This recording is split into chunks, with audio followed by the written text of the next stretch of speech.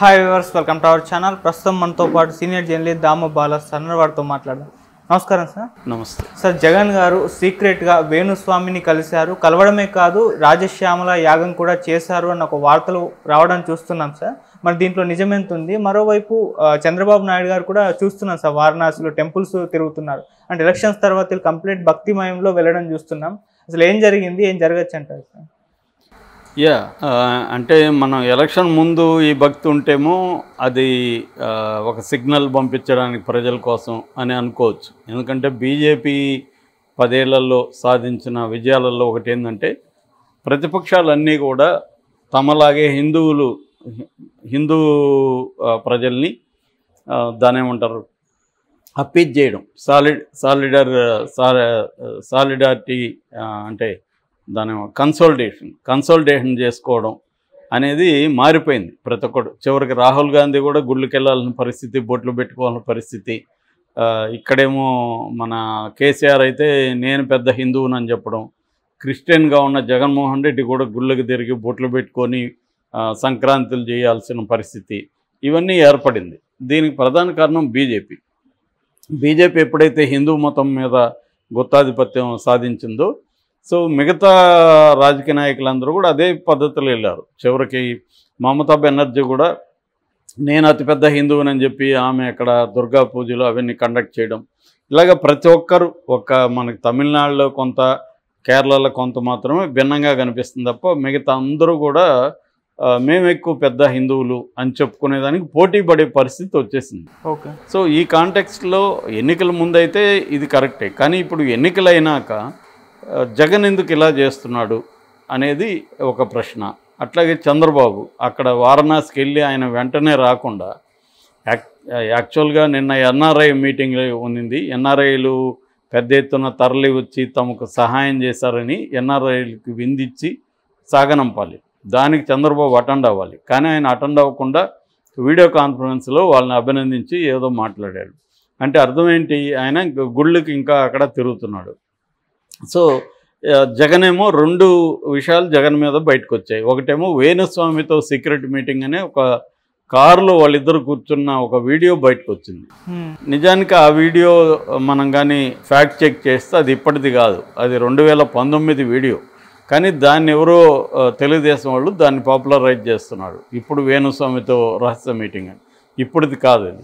అయితే రెండవ అంశం రాజశ్యామల యాగం జరుగుతుందని, అది నిన్న పూర్తయిందనేది ఫోటోలు వీడియోలు వచ్చాయి. అదైతే వాస్తవమే. ఇది ఇప్పటిది కాదు, 41 రోజుల నుంచి రాజశ్యామల యాగం చేస్తున్నాడు జగన్. దాదాపు 45 మంది శ్రీ మహారుద్ర సహిత రాజశ్యామల సహస్ర చండీ యాగం దాని పూర్తి పేరు. దీంట్లో బ్రహ్మశ్రీ నల్లబర్ది శివరామ ప్రసాద్ శర్మ ఆధ్వర్యంలో 45 మంది వేద పండితుల కలిసి ఈ రాజశ్యామల యాగం నిర్వహించారన్నమాట 41 రోజులుగా. సో ఇది నిన్న కంప్లీట్ అయింది. ఆ సందర్భంగా జగన్ కూడా దాంట్లో పాల్గొన్నాడు. సో ఈ రాజశ్యామల యాగం అనేది బ్రహ్మాండ పురాణంలో ఉన్న రాజశ్యామలాదేవి లేదా ఆమెకి ఇంకా మాతంగి, సరస్వతి, తర్వాత మంత్రిని దేవత, ఇలాంటివో రకరకాల పేర్లు ఉన్నాయి. ఇదంతా కూడా తాంత్రిక్ ట్రెడిషన్ నుంచి వచ్చిందనే ఒక ఇది కూడా ఉంది. దీంట్లో మనం వెబ్సైట్లలోకి వెళ్ళినా చాలామంది యాడ్లు కూడా కనబడతాయి. రాజశ్యామలు చేసుకోవాలంటే మమ్మల్ని కాంటాక్ట్ చేయండి, ఇంత డబ్బులు కట్టండి దీనికి అని మనకు కనబడతాయి. ఆ డబ్బులు కడితే మనకు వచ్చి రాజశ్యామల యాగం చేసి పెట్టిపోతారన్నమాట. జనరల్గా ఇంతకుముందేమో ట్రెడిషనల్గా రాజశ్యామల యాగం ఎక్కువగా విజ్ఞానానికి, జ్ఞానానికి, చదువు కోసం, చదువు బాగా రావాలని ఇవన్నీ చేసేవాళ్ళు. ఓకే. అయితే అంటే ఫస్ట్ టైం స్కూల్లో పిల్లల్ని చేర్చేటప్పుడు రాజశ్యామల యాగం చేసి వాళ్ళని స్కూల్లో పిల్లల్ని చేర్చడం ఇట్లాంటివి చేసేవాళ్ళు. లేదా అబ్రాడ్కి వెళ్తుంటే చేయించి పంపించడం హయ్యర్ ఎడ్యుకేషన్కి, ఇలాగే చేసేవాళ్ళు. కానీ అది మెల్లగా ఏమైందంటే అధికారం కోసం కూడా రాజశ్యామల యాగం చేయడం అనేది మెల్లగా స్టార్ట్ అయింది. నాకు తెలిసి కేసీఆర్ చేసిన ఎవడు చేస్తున్నాడు, కేసీఆర్ విపరీతంగా, అది కూడా చాలా పెద్ద స్థాయిలో కేసీఆర్ చేశాడు. మేబీ దీని తర్వాత చంద్రబాబు కూడా గతంలో చేశారు, ఈ మధ్య కూడా చంద్రబాబు కూడా చేశారు ఇవి. దాంతో జగన్ కూడా చేస్తున్నాడు. మేబీ జగన్కి ఆల్రెడీ దైవభక్తి ఇవన్నీ ఉన్నాయి. కాకపోతే ఏంటంటే వీళ్ళందరూ మర్చిపోయింది ఇండియా సెక్యులర్ కంట్రీ అనే విషయాన్ని మర్చిపోయారు. మర్చిపోవడం కాకుండా సెక్యులర్ అని ఎవరన్నంటే కొట్టే పరిస్థితి కూడా వచ్చేసింది. ఇప్పుడు మొన్న వరంగల్లో సెక్యులర్ అనే సభ పెడితే కొట్టారు కూడా కదా, వాళ్ళని తరిమేశారు. అలాగా నిజానికి మన రాజ్యాంగం సెక్యులర్ కంట్రీ అని డిఫైన్ చేస్తుంది. అంటే సెక్యులర్ కంట్రీ అంటే అధికారంలో ఉన్నవాళ్ళు ఒక మతాన్ని బహిరంగంగా ప్రోత్సహించకూడదు, ఈ మతాతీత రాజ్యం అన్నమాట. అందుకని లౌకిక రాజ్యం అంటారు. కానీ బీజేపీ తీసుకొచ్చేసి దీన్ని ఆల్మోస్ట్ హిందూ రాజ్యంగా మార్చేస్తుంది. సో దీన్ని ఇప్పుడు ఎవరైనా మనం లౌకిక అనగానే నువ్వు కమ్యూనిస్టు, నువ్వు నాస్తికుడు వేరు, లౌకికవాది వేరు. లౌకికవాదికి భక్తి ఉంటుంది, అన్నీ ఉంటుంది. భక్తిని నీ మతాన్ని పర్సనల్ లెవెల్లో ఉంచుకో, బహిరంగంగా దాన్ని ఇచ్చేయద్దు అని చెప్పేదే లౌకిక రాజ్యం. సో ఇది పోయింది. ఇప్పుడు పోయి బహిరంగంగా చేయకపోతే వాడు అసలు నాస్తికుడు లేదా కమ్యూనిస్టు అని చెప్పి ముద్ర వేసి వాళ్ళని కొట్టడం, ఏమన్నా చేయొచ్చు వాళ్ళని అన్న పద్ధతిలోకి వెళ్ళిపోయింది యాక్చువల్గా. సో అందువల్ల ఇప్పుడు జగన్ లాంటి వాళ్ళు, చంద్రబాబు లాంటి వాళ్ళు, కేసీఆర్ లాంటి వాళ్ళు చేసినా ఇదే మోసలోకి వెళ్ళిపోయారు అందరూ. నిజానికి ఇవన్నీ కూడా రాజ్యాంగ విరుద్ధం వీళ్ళు చేస్తున్న పనులు. కానీ అది ఇప్పుడు ఎవరు కూడా పాటించట్లేదు. అందరూ కూడా హిందూ మతాన్ని మేమే కాపాడుతామని బయలుదేరుతున్నారు. ఎవరికి కూడా వీళ్ళకి నిజంగా హిందూ మతం మీద ప్రేమ ఉందా అంటే అదేం లేదు. అధికారం కోసం, తమ రాజకీయ అధికారం కోసమే మా హిందూ మతాన్ని కూడా వాళ్ళు వాడుకుంటారు. బీజేపీకి కూడా హిందూ మతాన్ని ఉద్ధరించాలనేది ఏమి లేదు, అజెండా ఏమి లేదు వాళ్ళకి కూడా అధికారం కోసం హిందూ మతం ఉపయోగపడితే హిందూ మతం. ఇప్పుడు లాస్ట్లో ఇంకా 168 ఎన్నో ఉన్నాయి ఇంకా పార్లమెంటు సీట్లు ఎన్నికలు. సో మోడీ సడన్గా మార్చాడు. మొన్నటి వరకు మోడీ ఏం చెప్పాడు, ముస్లింలకి ఎక్కువ మంది పిల్లల్ని కంటున్నారు, వాళ్ళ జనాభా పెరిగిపోతుంది, కాంగ్రెస్ వాళ్ళు అధికారంలోకి వస్తే మీ తాలిబొట్లను కూడా తీసి ముస్లింలకు ఇచ్చేస్తారు, సో మొత్తం ఆస్తులన్నీ కూడా ముస్లింలకు పనిచేస్తారు అని ఒక నెరేటివ్ని బిల్డప్ చేసి సడన్గా మోడీ మొన్న ఒక న్యూస్ నెట్వర్క్ ఇచ్చిన ఇంటర్వ్యూలో అసలు నేను ముస్లింల గురించి ఎప్పుడు విచక్షణ చూపించలేదు, నేను ముస్లింలు ఎక్కువ మంది పిల్లల్ని కనుక్కుంటున్నారని నేను చెప్పలేదు, పేదవాళ్ళందరూ కనుక్కుంటారు, అసలు నాకు ముస్లింలు చిన్నప్పటి నుంచి ఫ్రెండ్స్ ఉన్నారు, మా ఇంట్లో పక్కన ఈద్ జరిగితే మేము వాళ్ళ ఇంట్లో పోయి తినేవాళ్ళం, ఇవన్నీ చెప్తున్నాడు.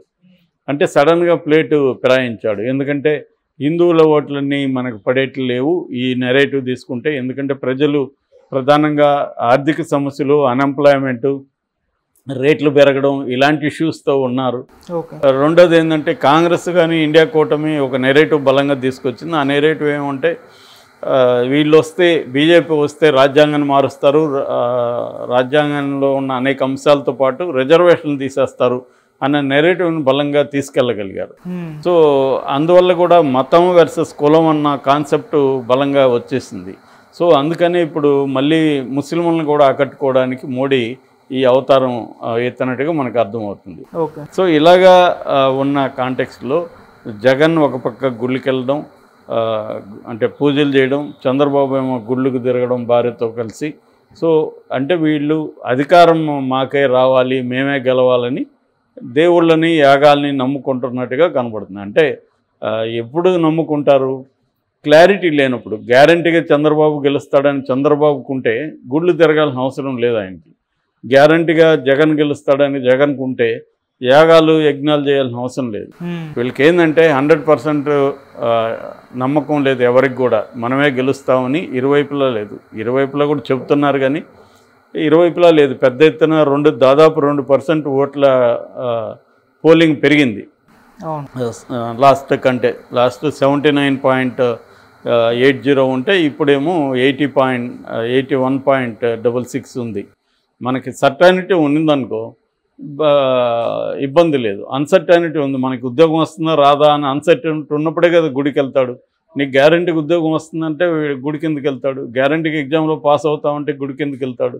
సో అన్సర్టనిటీ లైఫ్లో ఉన్నంతకాలం భక్తి అనేది పరిడవిల్లుతూ ఉంటుంది. సో అలాంటి ఇదే వీళ్ళిద్దరిని కూడా మనం అర్థం చేసుకోవచ్చు. ఈ ఎన్నికల్లో ఇద్దరికి కూడా గ్యారంటీ కాన్ఫిడెన్స్ లేదు. Okay sir, thank you so much sir.